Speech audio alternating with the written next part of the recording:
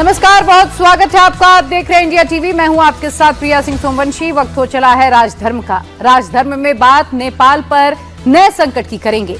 नेपाल पर नया संकट मंडरा रहा है। नेपाल में फिर से सैलाब का संकट मंडराने लगा है। नेपाल में नई तबाही का काउंटडाउन शुरू हो चुका है। 60 घंटे बाद नेपाल में फिर से महातबाही का अलर्ट जारी कर दिया गया। नेपाल में हाहाकार मचा है।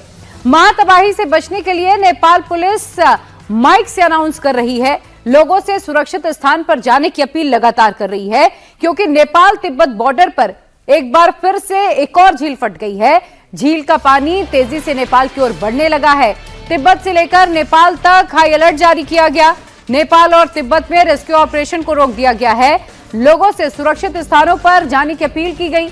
बताया जा रहा है कि इस बार पिछली बार से ज्यादा बड़ी महातबाही आने वाली है। इस बार 26 अगस्त से ज्यादा बड़ा सैलाब आने वाला है। वो सैलाब कैसा होगा उसकी तस्वीरें भी हम आपको दिखाएंगे।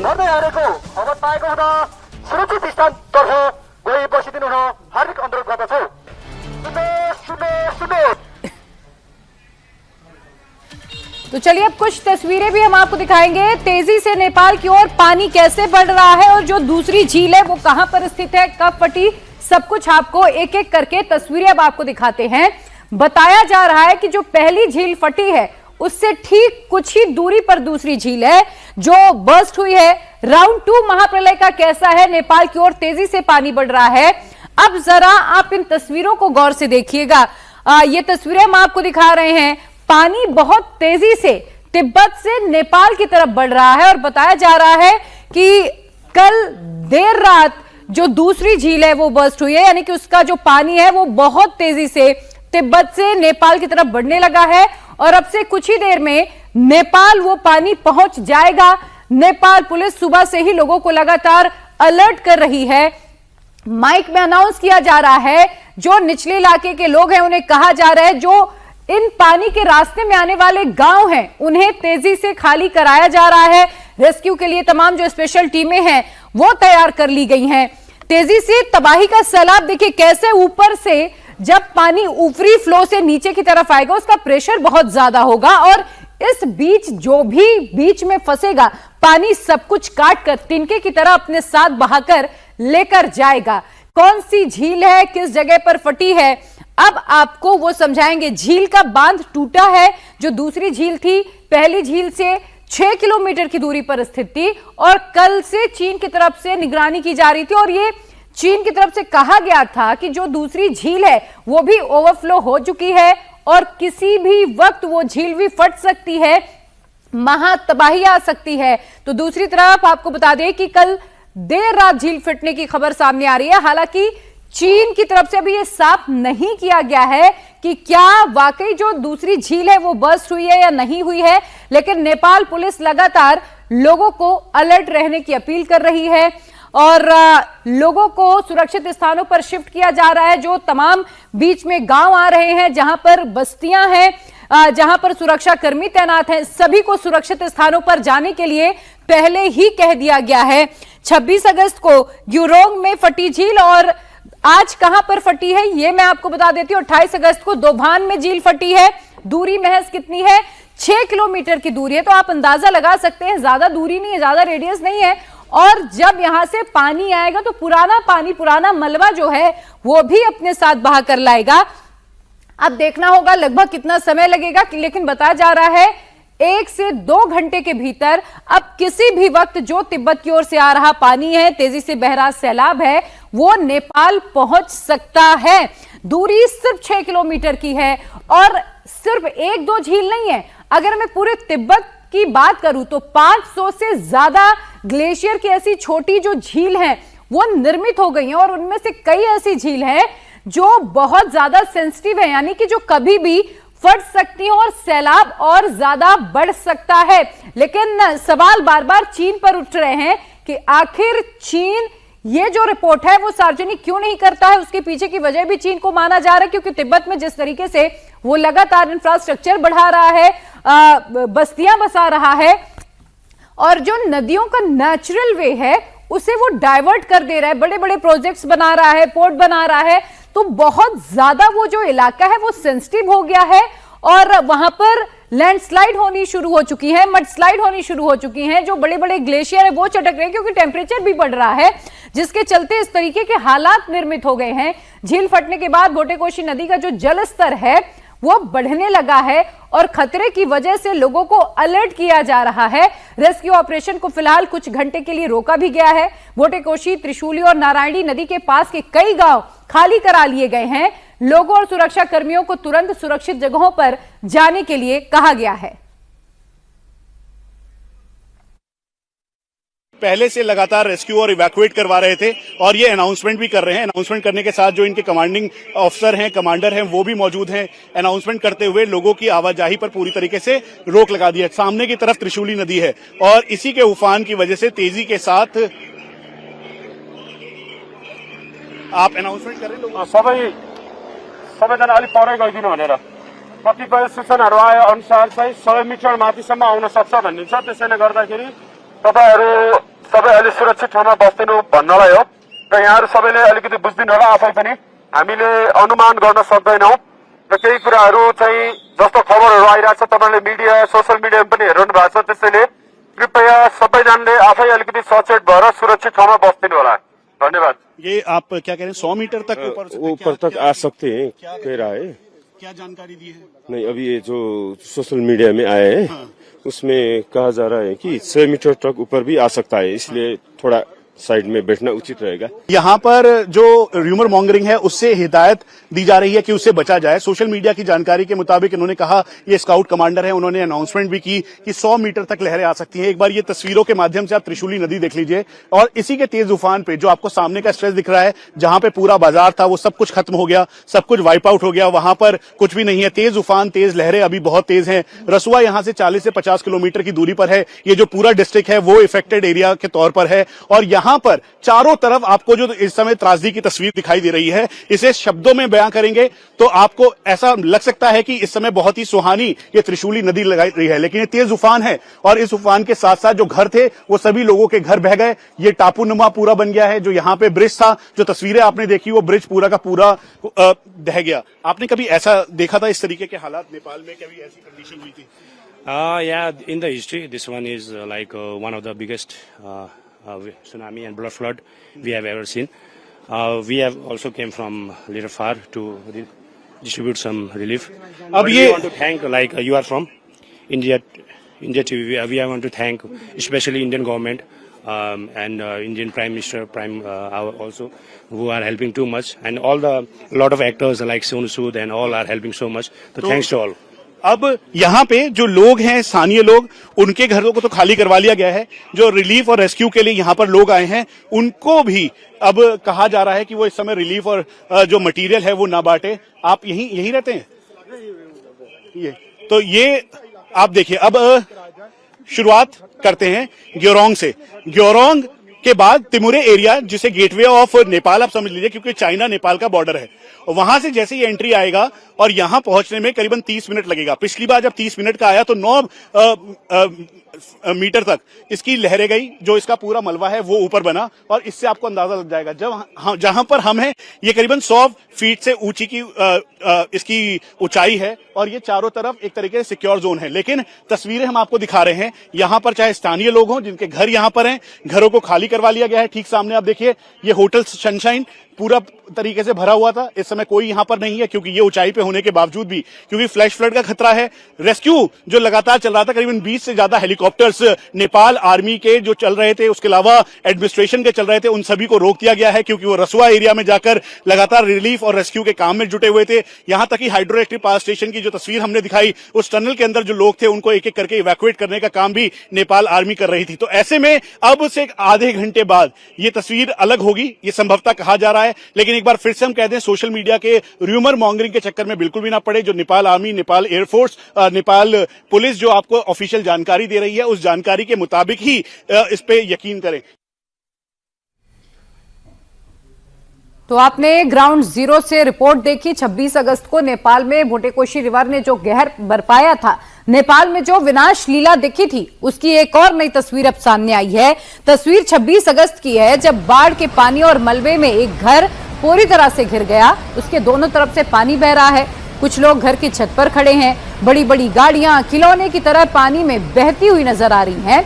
मानो सैलाब ने महादैत्य का रूप ग्रहण कर लिया है। सब कुछ निगलने की कोशिश कर रहा है। 26 अगस्त को जो महातबाही आई और आज 28 अगस्त को नई तबाही का अंदेशा है, जिसे देखते हुए निचले इलाकों को पहले ही खाली कराया जा रहा है। लोगों को सुरक्षित स्थानों पर भेजा जा रहा है। त्रिशूली बाजार है, यहां से ही करीबन 40 किलोमीटर की दूरी पर रसुआ आता है और फिर उसके बाद तिमुरे जो एरिया है उसका मेन पैसेज यही है। और ये समझ लीजिए कि यहां से महज 1 किलोमीटर की दूरी पर सब कुछ खत्म हो गया। जितने भी यहां पे बिल्डिंग्स थी, बाजार था, करीबन 50 से 60 एक साइड पे घर, बड़े बड़े बैंक्स, वो सब कुछ तबाह हो गए। उसके अलावा करीबन 150 ऐसे घर थे जो डायरेक्टली मलबे की चपेट में आ गए, जो अब खंडर बन गए। एक बार फिर से आप समझ लीजिए, क्योंकि अमित, मैं एक बार फिर से बता दूं कि हम सुरक्षा का और हर एक चीज का ध्यान रखते हुए हम इस समय रिपोर्टिंग कर रहे हैं, ताकि ग्राउंड के रिपोर्टिंग करते हुए नेपाल की मदद के लिए लोग आगे आए। जिस तरीके से रेस्क्यू और रिलीफ इस समय नेपाल आर्मी और नेपाल पुलिस कर रही है, नेपाल आर्म फोर्सेज और नेपाल के लोग कर रहे हैं, वो काबिले तारीफ है। एक बार फिर से आप समझ लीजिए, मेरे से महज 10 मीटर की दूरी पर इस समय त्रिशूली नदी है। ये जो अगर सीधा आप देखेंगे तो ये सीधा रास्ता तिमुरे की तरफ जाता है, जिसे गेटवे ऑफ नेपाल कहते हैं। और उसके बाद ये रास्ता जो है वो आगे की तरफ गेरोंग, यानी तिब्बत का शिनजियांग प्रोविंस का जो गेरोंग है, जहां पर ये पूरा का पूरा ग्लेशियर बना है। दरअसल ये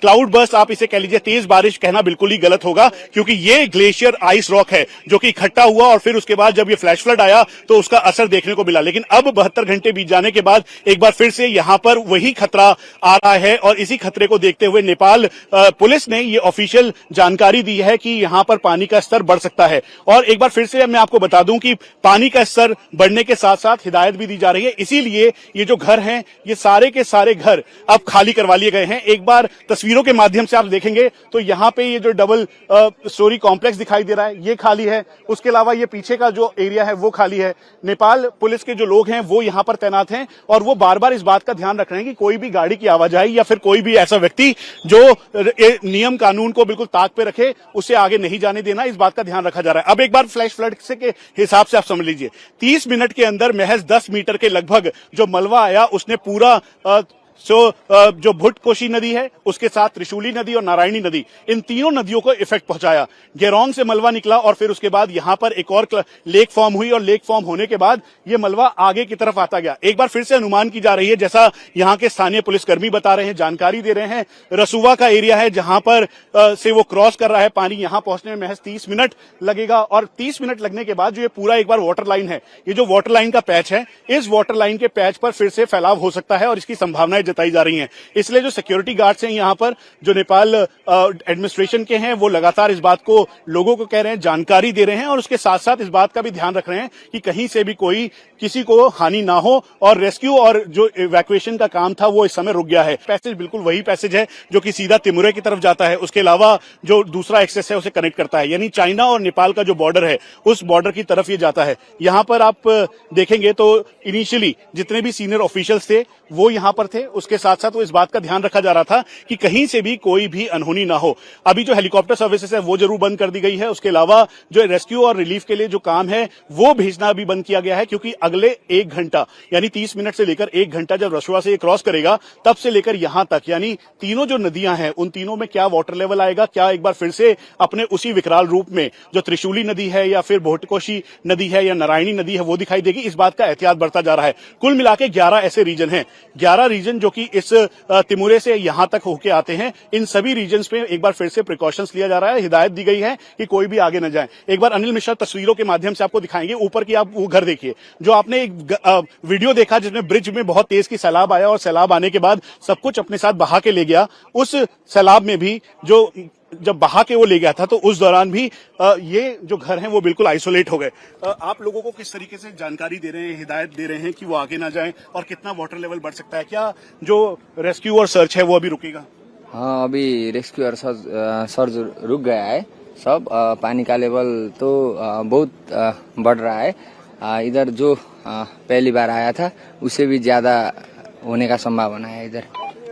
तो आप लगातार आपको इन्फॉर्मेशन मिल रही है साइड पे भी? हाँ, हमको इन्फॉर्मेशन भी मिल रहा है और सब जो नदी का वो किनार में जितना भी आदमी थे उनको सब ऊपर सुरक्षित जगह के पास भेज दिया है इधर से। और सीधा रुख करते हैं मेरे सहयोगी ग्राउंड जीरो से मनीष प्रसाद इस वक्त जुड़े हुए हैं। मनीष, फिलहाल स्थिति क्या बनी हुई है? कितने इलाके हैं जो सेंसिटिव जोन में आते हैं? किन किन जगहों को खाली करा लिया गया और नेपाल पुलिस क्या कह रही है? पहले तो हम आपको ये बता दें, जो रेस्क्यू ऑपरेशन होल्ड पे था वो एक बार फिर से शुरू हो गया है और शुरू होने के साथ साथ यहाँ पर जो हेलीकॉप्टर से के द्वारा अफेक्टेड एरियाज हैं उन सभी जगहों पर भेजा जा रहा है। जो यहाँ पे नौखोट एरिया की हाईली अफेक्टेड एरिया है, बिल्कुल बुटकोशी से लगा हुआ एरिया है, वहाँ के मेंबर ऑफ पार्लियामेंट हमारे साथ हैं। सर, क्या नाम है आपका? मेरा अच्युतम लामी छाने। अब ये बता दीजिए कि अभी की स्थिति क्या है, क्या वाटर लेवल इंक्रीज हुआ है, क्या रेकी की गई, रिसर्च किया गया, पूरा एनालाइज किया गया इस पूरे वाटर ट्रैक को?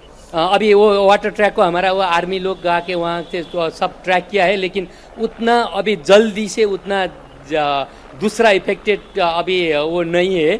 लेकिन कल तक वो जो वाटर लेवल वो लेक में, वो ऊपर वाले जो चाइना वाले लेक में थे, वो अभी धीरे धीरे बढ़ रहे हैं और अभी कल तक कुछ भी नहीं हुआ तो फिर थोड़ा जोखिम कम है, नहीं तो कल तक जोखिम होने के चांसेस ज़्यादा है करके बोल रहे हैं। कितनी अभी तक मिसिंग लोग हैं, कितने कैजुअलिटीज हो चुके हैं और कितनों को अभी तलाश के लिए आप लोग काम कर रहे हैं? अभी तक वो 1000 के आसपास में हमारा वो जो है वो जो कैजुअलिटी है वो यहाँ पहुँच चुका है, रेस्क्यू करके यहाँ ले चुका है।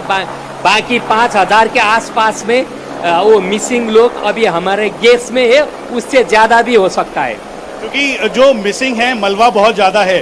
जैसे प्रधानमंत्री ने खुद जो बुटकोशी एरिया है उसका वीडियो भी भेजा था, तो उसके आधार पर कितनी आपको गुंजाइश लग रही है लोगों को राहत पहुंचाने की और इस समय उनको रेस्क्यू और रिलीफ के लिए उतना ज़्यादा इजी तो नहीं हुआ है, क्योंकि वो एरिया इफेक्टेड ज़्यादा हो गया। वहाँ हेली भी लैंड करने के लिए थोड़ा मुश्किल हो रहे हैं, लेकिन फिर भी अब हम वो कर रहे हैं, किसी तरह मानवीय वो हेल्प के साथ वो पीपुल टू पीपुल हेल्प कर रहे हैं। इसीलिए अब ज़्यादा से ज़्यादा और हेल्प भी हमारे के लिए चाहिए। और यही दूसरी तस्वीर सामने है जहां पर जो लोग इस समय रेस्क्यू करके आए हैं, जिसमें फॉरेन नेशनल्स भी हैं, उनको लाया गया है। छोटे बच्चे जो कि इस समय उनको सुरक्षित जगहों पर भेजा जा रहा है वो यहाँ पर है। लगातार हेलीकॉप्टर के जरिए राहत कार्य पहुँचाया जा रहा है और यहाँ पे इस समय हेलीकॉप्टर के जरिए जो रसुआ एरिया है, उसके अलावा बुटकोशी एरिया, उसके आसपास के सभी एरिया से लोगों को इवैक्यूएट किया जा रहा है।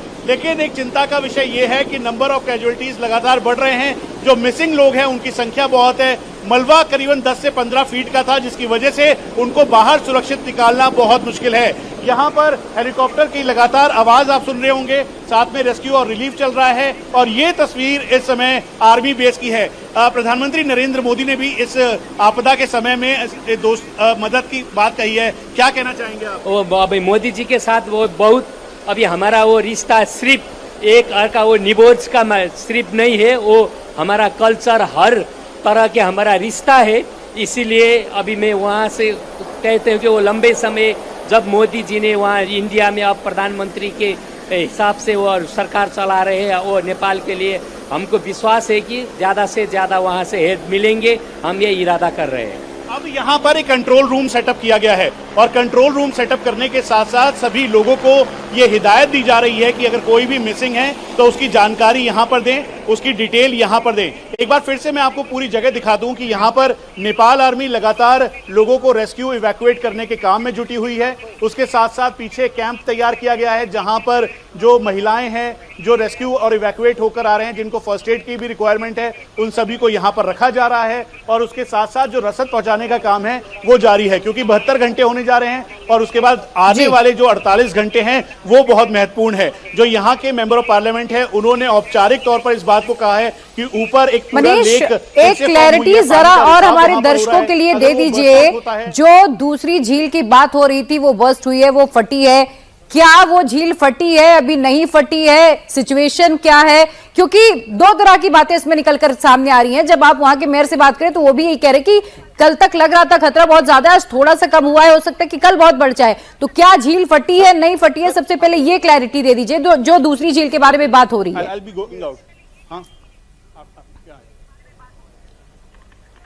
एक बार फिर से सवाल अपना दोहराएं आवाज।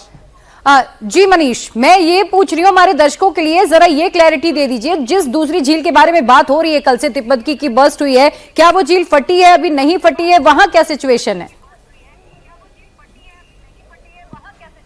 देखिए, इसके लिए ऑफिशियल जानकारी यहाँ के जो मेंबर ऑफ पार्लियामेंट हैं, जो यहाँ की डिजास्टर रिलीफ कमेटी है उसके मेंबर भी हैं, होम मिनिस्टर सुडांग गुरुंग जो हैं उनसे लगातार बात कर रहे हैं, उनसे ही औपचारिक तौर पर क्लैरिटी लेना बहुत जरूरी है। ये जो दूसरी झील आप सेटअप की जो हुई है ग्योरोंग के पास तिब्बत रीजन में, क्या सिचुएशन है? जो दूसरी रिसाव कह रहे हैं पानी का हो रहा है, या फिर जहां पे दोबारा से ग्लेशियर बर्स्ट आउट हुआ है, वो क्या सही है? क्या जानकारी है औपचारिक तौर पर आपके पास? नहीं, वो ज्यादा लोग वो ऐसा ही बोल रहे थे। अभी वो ज्यादा जो ग्लेशियर लेक है वो ग्लेशियर लेक से दोबारा थोड़ा बाढ़ का लेवल बढ़ गया है वो नदी में, लेकिन उतना वो ग्लेशियर लेक ब्रस्ट नहीं हुआ है, इसीलिए उतना अभी उतना। ठीक है मनीष, हम आपके पास वापस लौटेंगे, कुछ और तस्वीरें अपने दर्शकों को दिखा दे। जैसे कि अभी मनीष ने औपचारिक ये क्लियर किया है, कंफर्म किया है कि जो दूसरी लेक है फिलहाल वो अभी बर्स्ट नहीं हुई है, पानी का कुछ रिसाव जरूर हो रहा है, यानी कि खतरा टला नहीं है, लेकिन फिलहाल के लिए स्थिर आप कह सकते हैं सिचुएशन बनी हुई है।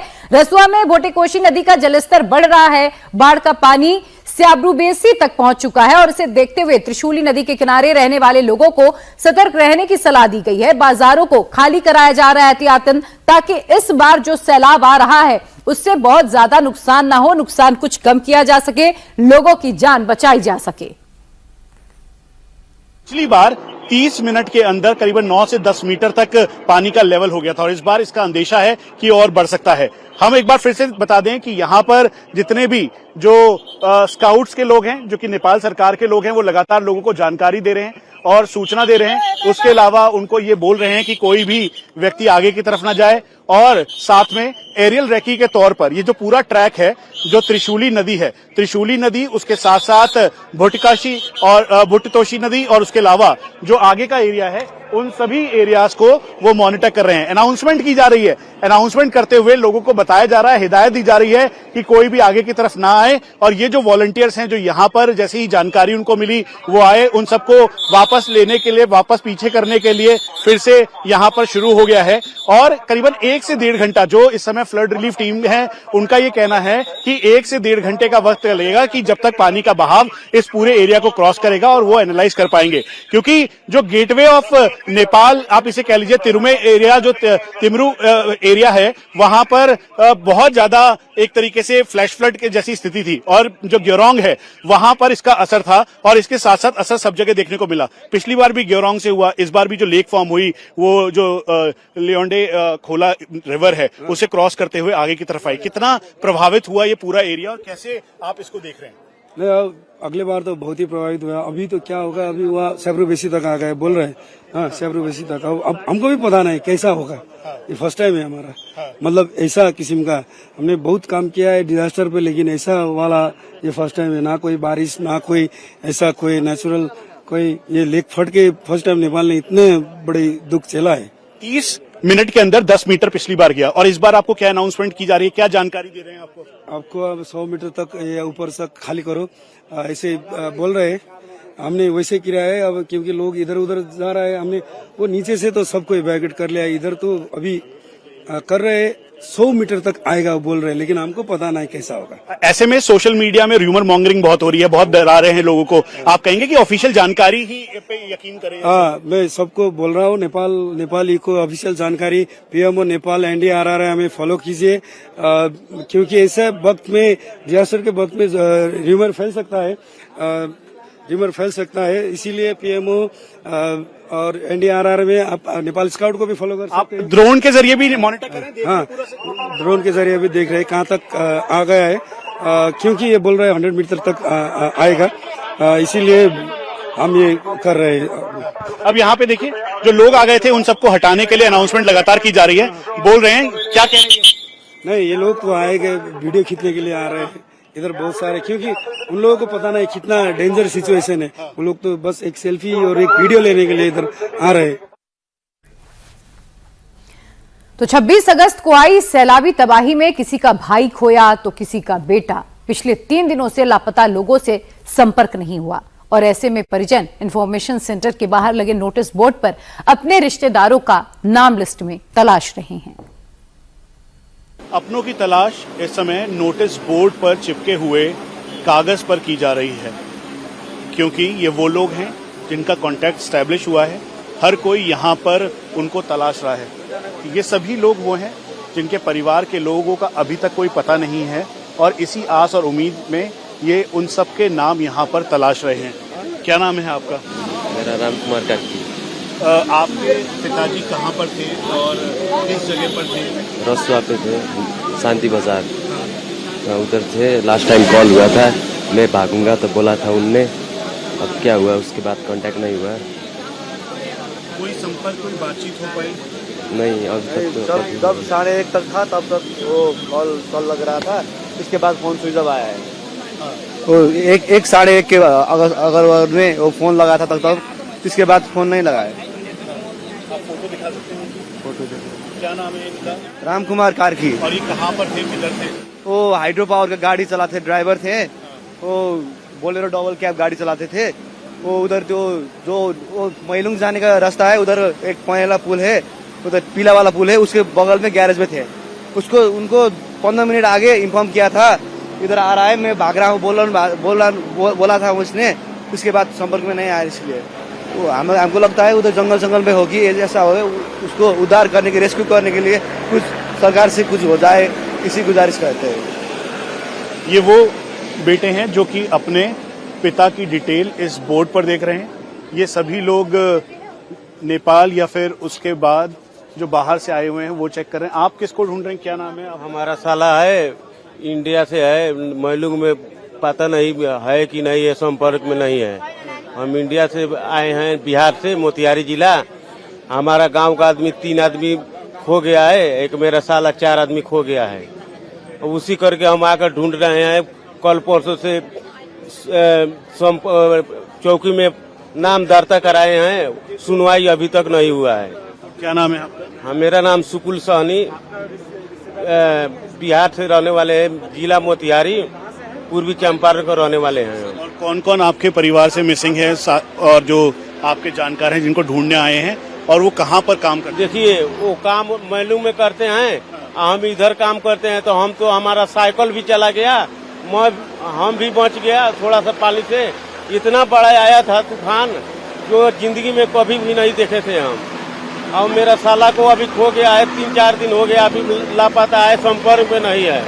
उसी करके हम ढूंढ रहे हैं, नाम लिस्ट में देख रहे हैं। अब प्रशासन है, पूछते हैं तो कोई सुनवाई नहीं दे रहा है हमको। यही बात है। अपील करना चाहेंगे आप परिवार की तरफ से, जो सरकार है नेपाल की, उनको? हाँ जी, अपील करना चाहेंगे आप?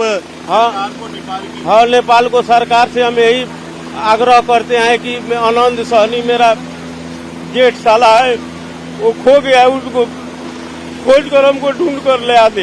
यही फोटो है, देखिए मेरा, उसको बाल बचे।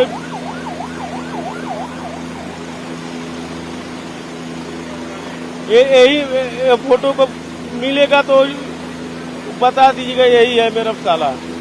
देखिए मेरे साला को कौन परिवार में तो इधर तो कोई नहीं है। हम काम करने वाले हैं, मजदूरी करने वाले, मजदूरी करने आए थे, मजदूरी करने आए थे। अब पेट के लिए तो हमको जहाँ भी जाना है करना ही पड़ेगा, वही इतना ही बात है। नेपाल में आए महातबाही के बाद लोग अपने अपने परिजनों की तलाश कर रहे हैं। आंखों में आंसू हैं, मोबाइल में फोटो दिखाकर अपने परिजनों को ढूंढ रहे हैं ताकि कहीं से भी उनका कोई सुराग मिल जाए। आपका बेटा कहाँ पर था, क्या था? हेड्रो पावर सर, हेड्रो पावर में काम करते थे सर। वो आया है 5-6 दिन से फोन नहीं कर रहा है। घर से कल गाड़ी पकड़ के आया है उधर से। एक ही लड़का था हमारा। हाँ, हेड्रो पावर में है सर जी। कहाँ पर, किस जगह पर था और क्या काम करता था? कोई संपर्क हो पाया कहीं से भी? नहीं सर जी, वो हेड्रो पावर में काम करता है। हम लोग गरीब आदमी है, हेड्रो पावर में काम करने के लिए आया था सर। उसी में काम कर रहे थे। अभी 4-5 रोज से उसको फोन नहीं हो रहा था, इसीलिए हम गाँव से आया है, काठमांडू धर के। अब इधर से गाड़ी पकड़ के आया यहाँ पर। तो यहाँ लिखवाया हम लोग सर। कोई जानकारी मिल पाई, कोई फोन पे बात हो पाया? लास्ट टाइम बात कब हुई थी? नहीं सर, कुछ नहीं। लास्ट टाइम फोन पर कब बात हुई थी? कब आखिरी बार बात की है फोन पे? कुछ कभी किसी से बात नहीं हुआ सर, इसलिए हम जानते थे कि हमरो हेडे पावर में हमारा लड़का काम करते थे, इसलिए हम आया है। हाँ, सिंधुली हाइड्रो पावर। कोई जानकारी अभी कोई भी नहीं है सर जी। कुछ अपील करना चाहेंगे सरकार से, इन लोगों से, सभी से? हाँ, करना चाहेंगे सर जी। अब हमारा लड़का है तो करना पड़ेगा, जो कुछ करना पड़ेगा। एक ही लड़का है सर, करना पड़ेगा। हम जात को गरीब है, ब्याज को पैसा 10,000 लेकर आया है। वहीं नेपाल में नए संकट के बीच एक अच्छी खबर आ रही है कि दूर दराज में फंसे लोगों को रेस्क्यू किया जा रहा है। नेपाल में इस वक्त बारिश हो रही है तो दूसरी तरफ सैलाब का काउंटडाउन भी चल रहा है और इन सबके बीच हेलीकॉप्टर की मदद से लोगों को सुरक्षित जगहों पर अब धीरे धीरे कर पहुंचाया जा रहा है। तो आपने लोगों को सुना, जिन लोगों के अपने नहीं मिल रहे हैं, उनकी आंखों में आंसू है, उनकी बस एक ही गुहार कि किसी भी तरीके से उनका कहीं से कोई पता चल जाए। और बाकायदा नेपाल सरकार की तरफ से लिस्ट लगाई जा रही है, लोग वहां पर पहुंच रहे हैं, अपने लोगों की तलाश कर रहे हैं। लेकिन जो मलबा था वो 10 से 15 फीट का मलबा बचा है, इसीलिए रेस्क्यू में बहुत ज्यादा समय लग रहा है। धीरे धीरे करके हर व्यक्ति तक नेपाल सरकार पहुंचने की कोशिश कर रही है। युद्ध स्तर पर इस वक्त रेस्क्यू ऑपरेशन चलाया जा रहा है, भारत भी मदद कर रहा है। और आपको बता दें कि कई भारतीय भी ऐसे हैं जिनसे अभी तक कोई संपर्क नहीं हो पाया है। 4 तस्वीरें इस वक्त हम आपको दिखा रहे हैं जहां युद्ध स्तर पर रेस्क्यू ऑपरेशन चल रहा है। इस समय त्रिशूली एरिया से एक बार फिर से रेस्क्यू ऑपरेशन जारी है। बारिश की संभावनाएं जताई गई थी, हालांकि बूंदाबांदी हो रही है। ऊपर रसुआ एरिया में जो वाटर फ्लो है उसमें इजाफा हुआ है। अब ऐसे में नेपाल आर्मी लोगों को अलग अलग जगहों से रेस्क्यू कर लेकर इसी बेस पर आ रही है और यहां से बाय रोड उनको काठमांडू भेजा जा रहा है। बारिश शुरू हो चुकी है और उसके साथ साथ जो आसपास का एरिया है, जिसमें रसुआ एरिया है, साथ में मगलिंग है, इन सभी एरिया से जो इफेक्टेड लोग हैं उनको लाया जा रहा है। दूसरी तस्वीर ठीक सामने है जहां पर बहुत सारे बच्चे एक साथ नीचे बैठे हुए हैं। ये वो लोग हैं जिनको अलग अलग जगहों से लाया गया और अब इनको यहां से काठमांडू भेजा जाएगा। और इसके साथ साथ जो बाकी हेल्पर्स हैं वो लगातार सर्च और रिलीफ के इस काम में लगे हुए हैं। यहां पर जहां एक तरफ नेपाल आर्मी ये सर्च एंड रेस्क्यू ऑपरेशन कर रही है, तो इफेक्टेड एरियाज में अभी भी करीबन 1000 के लगभग लोग हैं जो मिसिंग हैं, जिनकी कोई भी जानकारी अभी नहीं मिली है। और इसीलिए इस त्रिशूली आर्मी बेस पर करीबन 20 हेलीकॉप्टर, जिसमें सेना और डिस्ट्रिक्ट एडमिनिस्ट्रेशन के सभी के शामिल हैं, वो लोगों को राहत पहुंचाने के लिए लगातार काम कर रहे हैं। वहीं दूसरी तरफ जो काठमांडू की तरफ जाने वाले लोगों के लिए यहाँ पर पूरी तैयारी की जा रही है। उन सभी लोगों को यहाँ से अंदर लाया गया है क्रमबद्ध क्रम, और फिर उसके बाद सामने स्कूल के बच्चे जो हैं यहाँ से रेस्क्यू करवाकर उनको अब काठमांडू भेजा जा रहा है। तो एक बार फिर से सर्च के साथ साथ रेस्क्यू और रिलीफ ऑपरेशन तेज हो गया है। लोगों को सुरक्षित ठिकानों से लाया जा रहा है, सुरक्षित ठिकानों की तरफ लाया जा रहा है। रसुआ एरिया, उसके अलावा जहां डैम है, उन सभी एरिया से इनको सुरक्षित निकालकर इस समय आर्मी के इस बेस पर लाकर इन्हें काठमांडू भेजा जा रहा है। और ये इस समय लगभग पूरे नेपाल की तस्वीर है जहां पर वाटर लेवल इंक्रीज होने की संभावनाएं जताई गई हैं और इसीलिए एहतियात बरतते हुए रेस्क्यू ऑपरेशन तेज है। नेपाल में बाढ़ में फंसे लोगों को बचाने के लिए पुलिस और सुरक्षाकर्मी रेस्क्यू ऑपरेशंस चला रहे हैं। अब एक तस्वीर आपको दिखाते हैं। एक शख्स बिल्डिंग में मदद के लिए चिल्ला रहा था। रेस्क्यू टीम को देखते ही अपनी शर्ट लहराकर मदद मांगनी शुरू की। सेना ने हेलीकॉप्टर पास में ले जाकर उसे रेस्क्यू किया। रसुआ हाइड्रो पावर प्रोजेक्ट की सुरंग में फंसे लोगों को निकालने के लिए नेपाली सेना ने सर्च और रेस्क्यू ऑपरेशन तेज कर दिया है। मुश्किल पहाड़ी इलाके, खतरनाक हालातों के बावजूद सेना के जवानों ने अब तक सुरंग से 2 लोगों को सुरक्षित बाहर निकाल लिया। हालांकि सुरंग में अभी कितने लोग फंसे हुए हैं, इसकी कोई स्पष्ट जो संख्या है वो सामने नहीं आई है। नेपाल में बाढ़ के बाद मलबे के बीच फंसे लोगों का पता लगाने और उन्हें बाहर निकालने के लिए तलाशी अभियान भी लगातार जारी है। त्रिशूली के आर्मी बेस पर हैं और यहां से लगातार रेस्क्यू किया जा रहा है।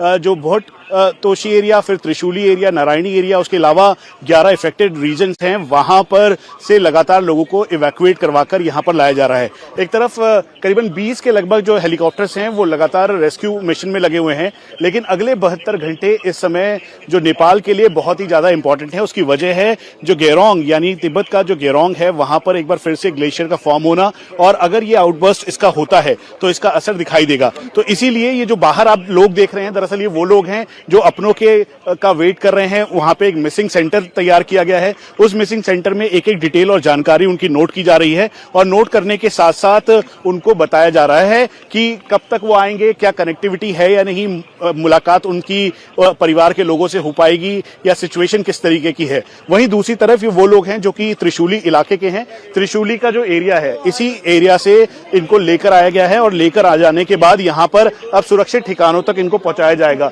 तो लगातार यहाँ पे जो करीबन 13,000 की संख्या में नेपाली आर्मी जो हैं और आर्म फोर्सेस नेपाल के, वो सभी एक यहाँ पे लोगों को सुरक्षित जगहों तक ले जाने के लिए यहाँ पर इंतजार कर रहे हैं।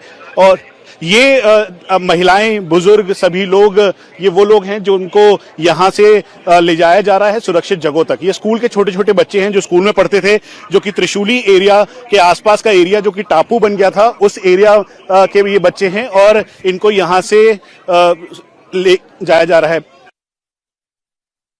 त्रिशूली एरिया में बारिश के बीच रेस्क्यू ऑपरेशन चल रहा है। प्रभावित लोगों तक खाने पीने का सामान भी पहुंचाया जा रहा है। नेपाल आर्मी रेस्क्यू टीमों के साथ लगातार लोगों को मदद पहुंचाने में जुटी हुई है। त्रिशूली एरिया में बारिश शुरू हो गई है, और इससे कनेक्टेड एरिया है रसुआ, जहां पर पानी का प्रवाह इस समय तेज हो रहा है, और इसीलिए जहां दूर दराज के एरियाज हैं उन सभी जगहों पर रसद पहुंचाने के लिए बारिश के अंदर नेपालीज आर्मी लगातार लोगों तक रसद पहुंचाने के लिए काम कर रही है। हेलीकॉप्टर के द्वारा जो स्टॉक एरियाज बनाए गए हैं वहां पर इन सभी जो रसद है उनको पहुंचाया जा रहा है। यहां से इकट्ठा करके एक साथ ये पहुंचाने के साथ साथ जो रेस्क्यू और रिलीफ का काम है वो भी तेज है। कई ऐसी महिलाएं हैं जो कि इस समय जिनको मेडिकल कंडीशन थी उनको यहां पर सुरक्षित लाया गया। नेपाली आर्मी और नेपाली जो ऑफिसर्स हैं वो लगातार ये कोशिश कर रहे हैं कि सिचुएशन पर काबू पाया जाए, क्योंकि रसद पहुंचाना बहुत जरूरी है। 72वां घंटा है ये जब लगातार नेपाल इस क्राइसिस की चपेट में है। सिचुएशन को कंट्रोल करने के लिए और एक्स्ट्रा फोर्सेस डिप्लॉय की गई है, रसद पहुंचाई जा रही है। और चलिए आपको दिखाते हैं, प्रधानमंत्री नरेंद्र मोदी राखी के मौके पर इस वक्त बच्चों से मुलाकात कर रहे हैं। सर, आपको रक्षाबंधन के हार्दिक बहुत बहुत धन्यवाद। सौभाग्य है मेरा यह भैया, तुम्हें पाकर धन्य हूँ मैं। तू परछाई बनकर साथ रहा यह भी जानती हूँ मैं। मेरे राह के कांटों को तूने अपनी ओर मोड़ लिया, जब जब टूटकर बिखरी हूँ तूने आकर फिर जोड़ दिया। तो क्या लाई हुई है? ये लोटस वाली राखी। लोटस? ये कौन आया है? अच्छा, मैं आई हूँ।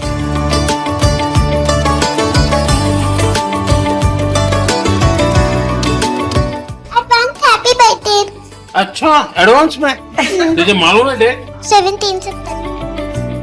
मैंने आपके लिए ये राखी बनाई है क्योंकि हम सब जानते हैं कि आप एक नेचर लवर हैं। हमारा स्कूल एनवायरनमेंट डे पे आपके इनिशिएटिव एक पेड़ माँ के नाम पे पेड़ लगाता है। आप हमेशा कहते आए हैं AI फॉर ऑल, तो आज मैं आपको ये राखी बांधने के समय यह वादा करती हूँ कि मैं AI को जिम्मेदारी से सीखूंगी, समझूंगी और उसका उपयोग लोगों की मदद के लिए करूंगी। शाबाश।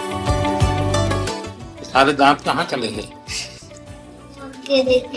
सर, मैंने आपके द्वारा लिखी हुई एग्जाम वॉरियर्स बुक पढ़ी थी और मुझे वो बहुत पसंद आई। उसने मेरे मैं पहले एग्जाम से बहुत डरती थी, अब मैं एग्जाम वॉरियर हूँ क्योंकि मुझे पता है कि एग्जाम्स बस मेरी करंट नॉलेज को टेस्ट कर रहे हैं। और बहुत आशीर्वाद बेटा। मम्मा बोलती है कि दूध पीती नहीं होगी, सब्जी खाने के लिए कहती होगी, खाती नहीं होगी। अच्छा, करेला नहीं खाती? तो मेरे भाई भी नहीं खाता। कोई नहीं खाता? अच्छा। हैप्पी रक्षाबंधन। हैप्पी।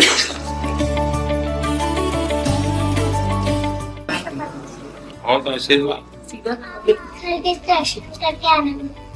महाकाल का दर्शन कब ले जाओगे? मुझे महाकाल का प्रसाद ले आना, आओगे ना? 25 वर्ष के कार्यकाल में देश को आगे बढ़ाया है। विकसित भारत का सपना लेकर देश को आपने सजाया है। मेक इन इंडिया की हुंकार से उद्योगों का बल बढ़ता है। भारत अब अपने ही हाथों से अपना भविष्य लिखता है। पूरा वंदे मातरम इसमें लगा है। सारे सारे शाबाश, बहुत बड़ा काम किया आपने। विकसित भारत। जय जय भारतवर्ष हमारे, जय जय हिंद हमारे हिंद, जय जय हिंद हमारे हिंद, जय जय हिंद हमारे हिंद, जय जय हिंद हमारे हिंद, हमारे हिंद। आपका बचपन का सपना आप लोगों को मिलने का।